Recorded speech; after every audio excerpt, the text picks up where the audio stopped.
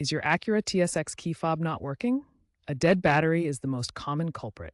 You'll need a CR1620 battery, a small flathead screwdriver or plastic pry tool, and possibly some rubbing alcohol. These batteries typically cost $3 to $5 and can be found at most electronics stores or online. Dealerships charge $50 to $150 for replacement and reprogramming. This video will help you do it yourself in a few minutes. We will go through the safety aspects and some other potential issues. Be sure to use OEM batteries if you want the most reliable outcome. First, gently pry open the key fob case using the screwdriver in the seam near the keyring. Avoid excessive force. Remove the old CR1620 battery, noting the positive side orientation.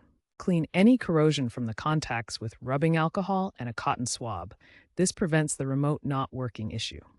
Insert the new battery with the positive side up. Snap the case back together securely. Test the fob. The range should be 20 to 30 feet. If it doesn't work, double-check the battery orientation and contact cleanliness.